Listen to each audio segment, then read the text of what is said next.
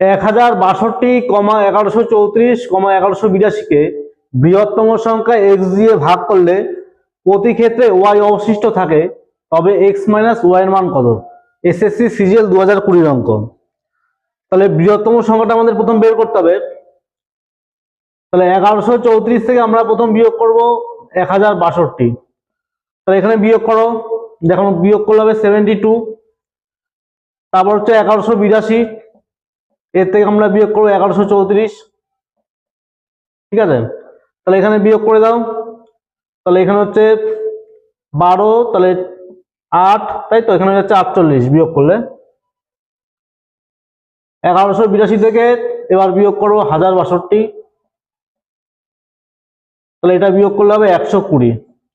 ব্যাস, এবার যেটা আমাদের আসলো 72, 48, 120, 72, 48, 120, এদের আমরা করবো কি এইচসিএফ। ঠিক আছে, তাহলে এইচসিএফ কত হবে?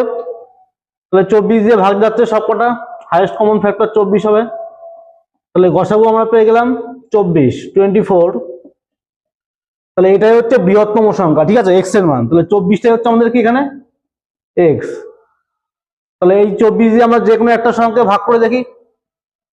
1062কে ভাগ করি 24 দিয়ে, তাহলে 24 দিয়ে ভাগ করলে হবে 4 24, এখানে 96, তাহলে এখানে আসলো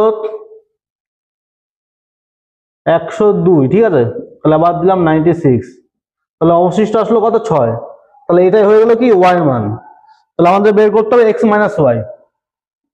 তাহলে এক্স এর মান কত? এক্স এর মান হচ্ছে 24 আর ওয়াই এর মান 6, তাহলে বিয়োগ করলে কত হচ্ছে? 18। ঠিক আছে, তাহলে এটা আছে অপশন বি তে।